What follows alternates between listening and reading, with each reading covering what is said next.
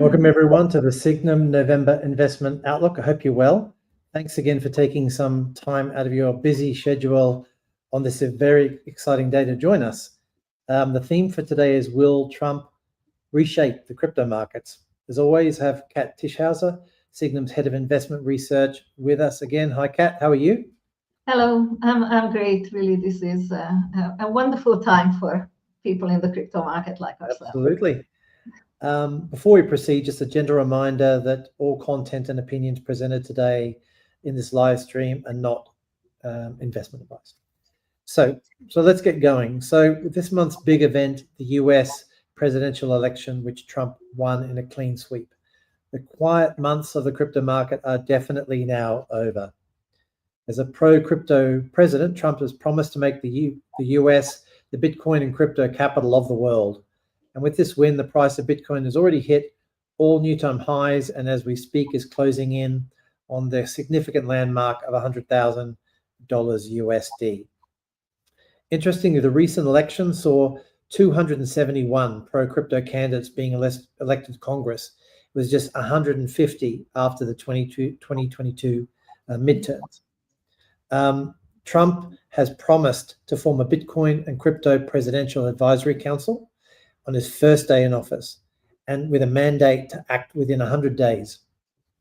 Notable members include Elon Musk, Robert F. Kennedy, and Howard Lutnick, the CEO of Cantor Fitzgerald, who's actually just also been appointed as Commerce Secretary.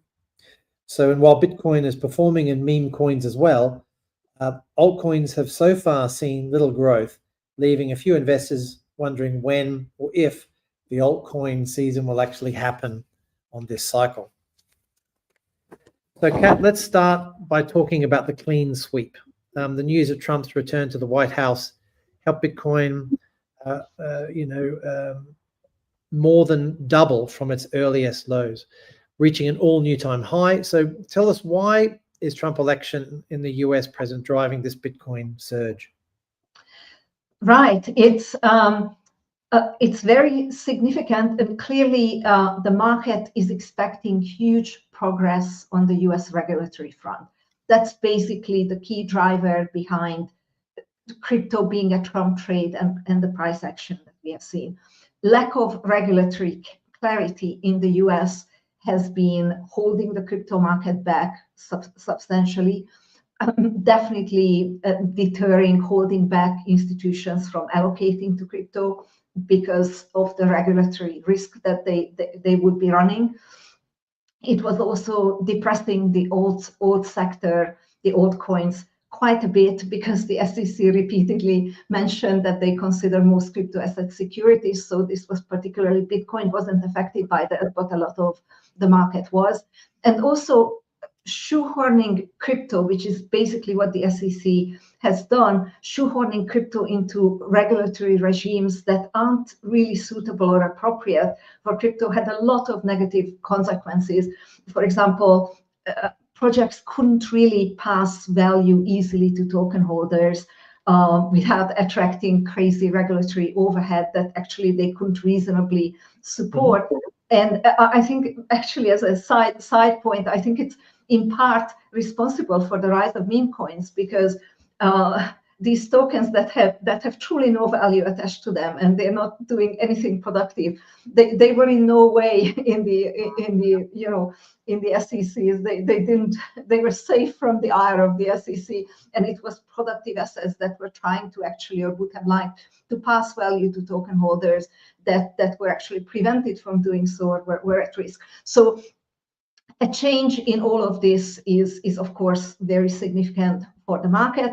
It is a reasonable expectation that things are going to change quite a bit, as you already mentioned, and also to add, things have already been changing before the election. So crypto, the US political and regulatory landscape was already on this path to some extent. This trajectory is already in place, but of course Trump is clearly signaling a lot of support for the industry. And it's not just, you mentioned some of this filling his cabinet with a number of crypto advocates, including his vice president, planning on establishing a White House post that would be solely dedicated to crypto policy, something he's talking about, more recently talking about maybe an executive order for the creation of the Bitcoin Strategic Reserve. So he seems to be really doing the things that he promised during the campaign that he would be doing, and also this provides quite a lot of news flow that has been trickling out. So it supported the rally, it was the election, but since then there's constant news flow coming out that confirms the market hopes and expectations. And the other point I want to make, which is what you also alluded to, is the clean sweep, because the U.S. president, the U.S. is not governed by dictatorship, and the president doesn't have powers to do whatever he wants. And for a lot of these things to happen, laws have to be passed, and they passed by the legislature. So the fact that there was a Republican clean sweep, first of all, is important, because that gives the fact that the House, Congress, the governors, they're all majority Republican, makes it much easier for Trump to do everything that he wants to do. So that's not crypto specific, but that just makes his job easier in terms of implementing his policies. But specifically, the anti-crypto versus pro-crypto. First of all, anti-crypto tend to be among the Democrats. So a Republican majority has got to be positive for crypto. But there is actually that number that you mentioned, that the elected representatives who are openly pro-crypto or anti-crypto in Congress, the number is more than 2-1 in favor of pro-crypto, with an absolute overwhelming majority of these representatives. And in the Senate, it's a ratio of 3-2. Although in the Senate, a lot of them are neutral. So a lot of them are sort of unaligned on crypto, but the ones who are aligned are also leaning towards crypto. So this is really very positive for the industry. And I would also say that crypto has increasingly become bipartisan. So actually counting the individuals, what views they hold on crypto, is more significant than counting the Republicans and the Democrats. Actually, these crypto advocacy groups that supported various candidates, it was quite 50-50 between Republicans and Democrats. So, and I think that is also a good thing. Crypto shouldn't be a political football, and it is clear now that it isn't. Right.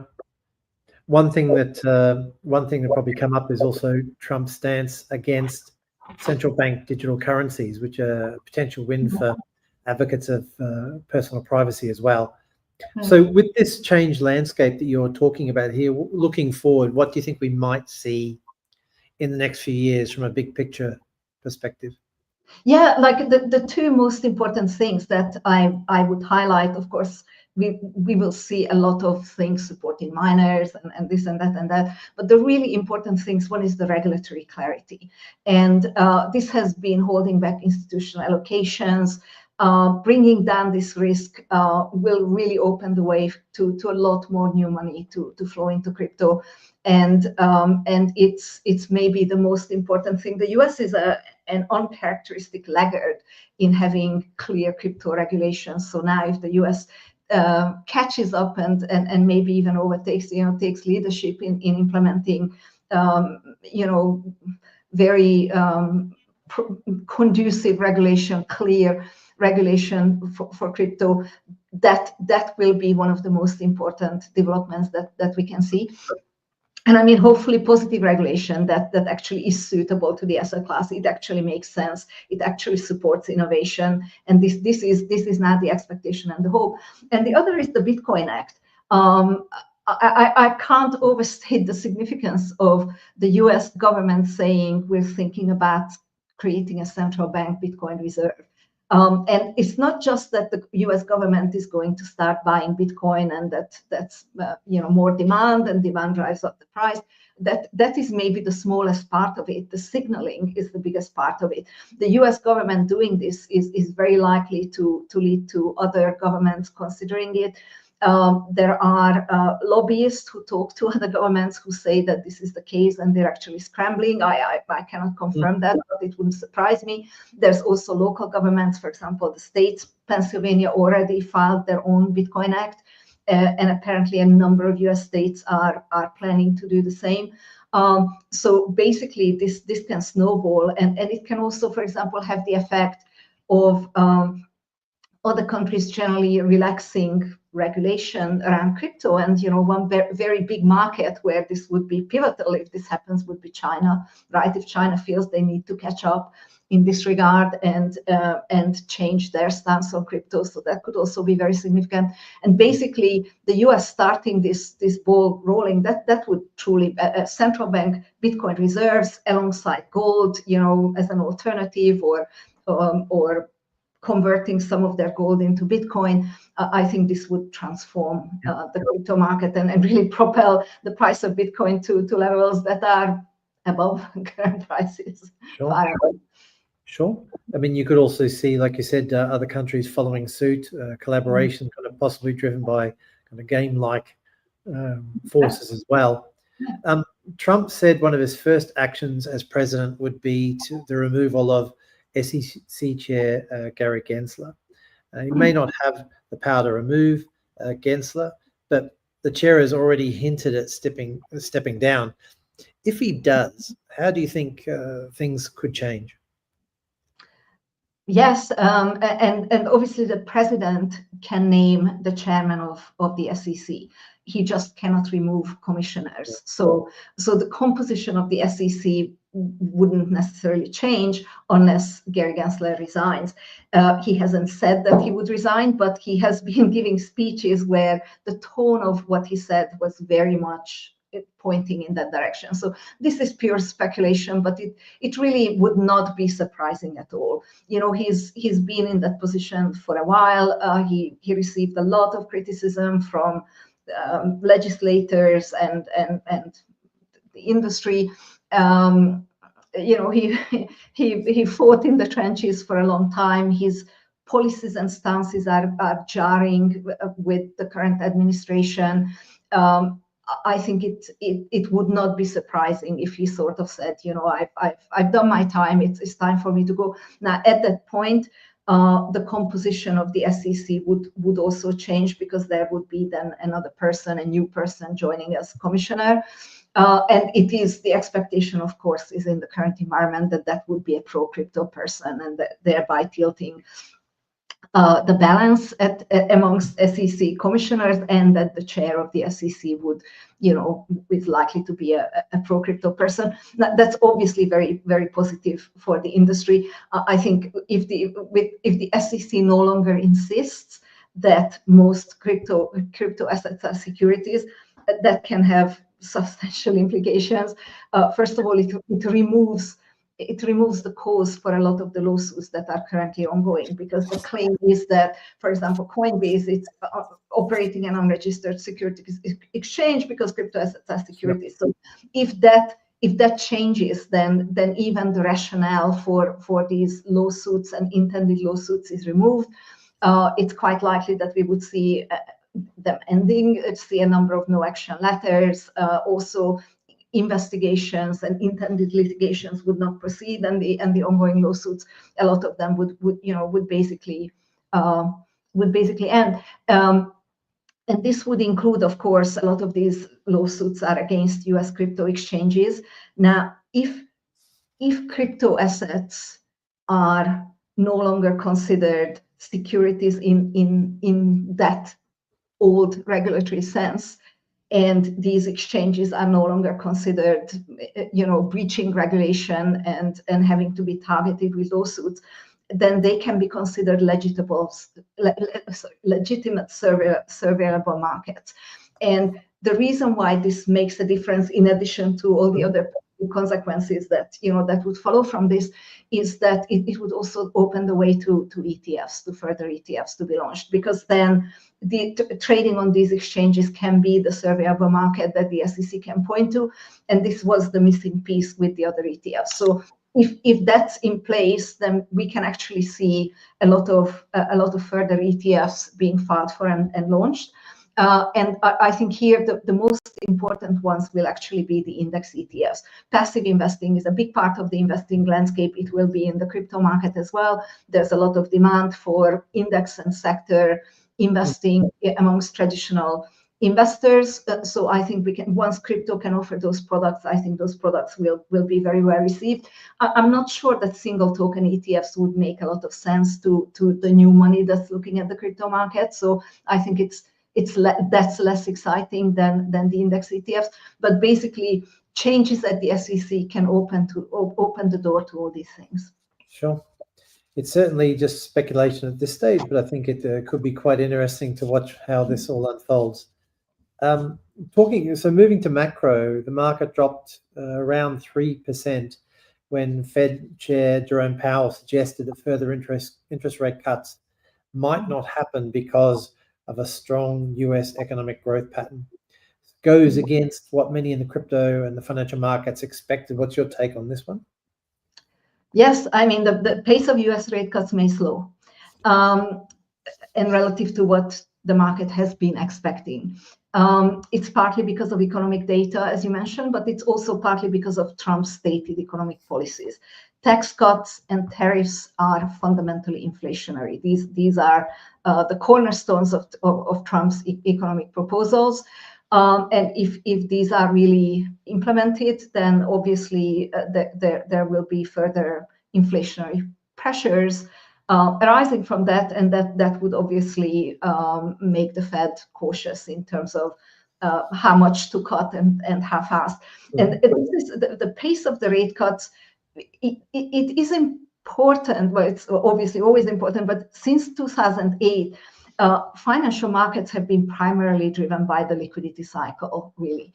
And but one more thing that's interesting to consider, that actually the liquidity cycle has not primarily been driven by rate cuts since 2008. Basically, rate cuts have become a little bit like pushing a string. They didn't have the effect, which is why quantitative easing and other types of liquidity injections have taken over and created the liquidity cycles, which have been primarily driving financial markets since. But I would say, just taking a step back, for example, at the beginning of this year, at the rate cut expectations of when the rate cut cycle will start and how much cuts we will see in this year, those have been scaled back throughout the year.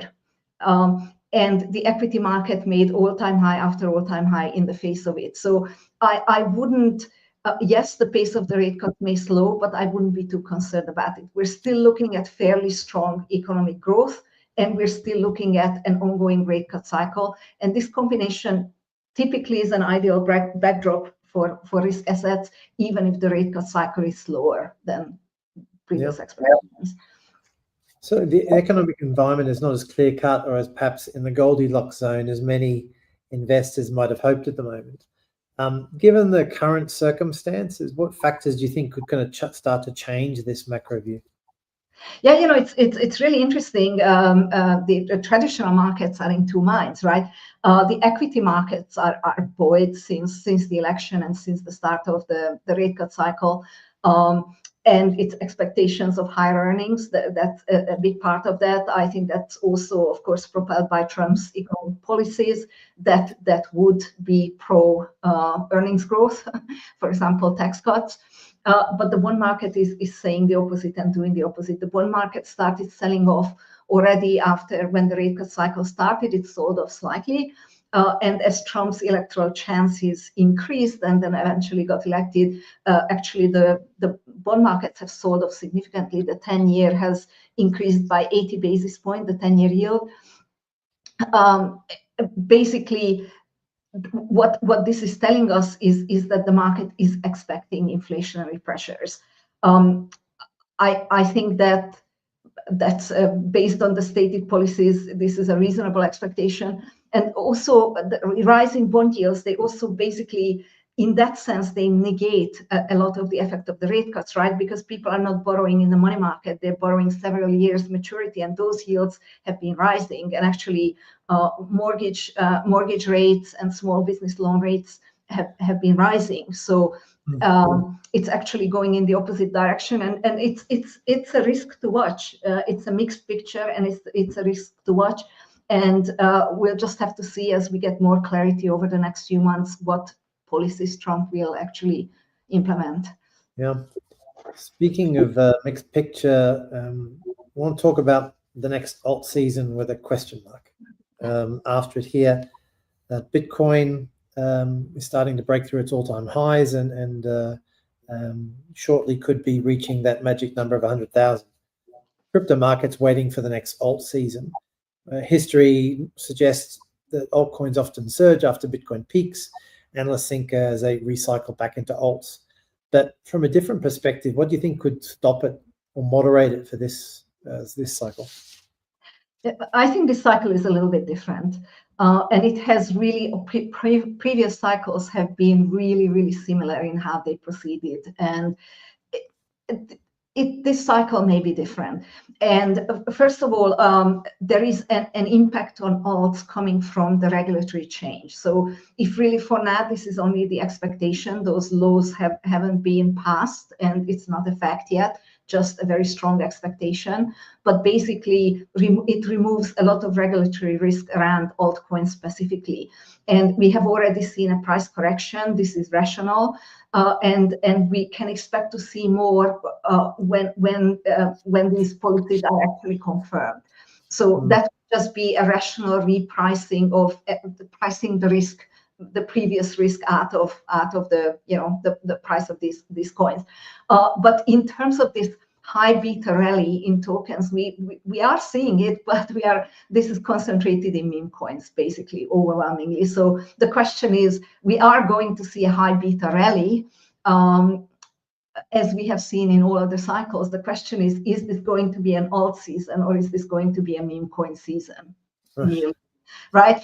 And also there's a couple of factors to consider. One is the recycling. This is going to be different because that has been the case, right? That people make money on Bitcoin and then they look beyond what else is building, where else can we make money?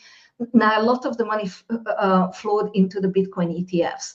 And specifically, it attracted new money because these investors are not set up to trade spot Bitcoin. So it was the catalyst to give them this easily tradable, familiar product. So that will not be recycled into altcoins, right? Like institutional new money that came into the Bitcoin ETFs is not going to sell the Bitcoin ETFs and buy altcoins. So that recycling structurally will not happen. But of course, that's not all of the money that has come in. A lot of money has come into spot as well. We have seen the stablecoin market cap rising. That's always, a sign of new money flowing into the crypto market. So I'm not saying the recycling will not happen at all. It will just not be as significant as before because the ETF money is mostly not going to get recycled.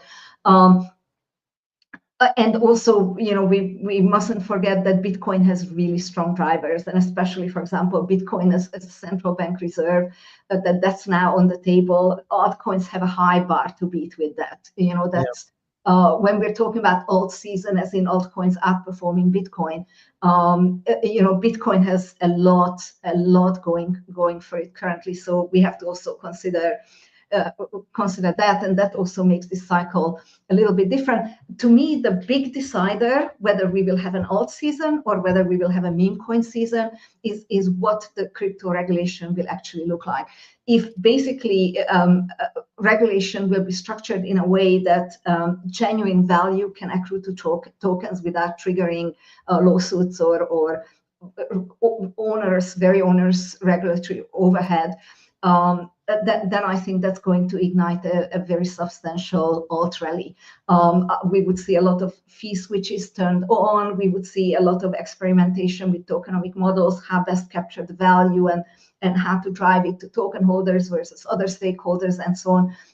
It could unleash a lot of investment, a lot of innovation, and I think that would be a real alt season, and that would be very exciting. If we don't get that kind of a regulation or that kind of a clarity or not quickly enough, then I think we will just see a meme coin bubble. I'm obviously strongly hoping for the former. Sure. Well, I guess everyone's got an exciting afternoon or evening in front of us here in Europe with Bitcoin moves. Kat, thanks very much today for joining as usual, very interesting. For a deep dive into this and other important topics on the crypto market, download a November Investment Outlook written by Katalin. It's on the Sygnum website Learn section in the Research and Education spot. Please also visit our website and join our 30,000 plus community on LinkedIn to stay up to date with all of our launches, news, and research. So thanks, everyone. Thanks, Kat. We'll see everybody next time.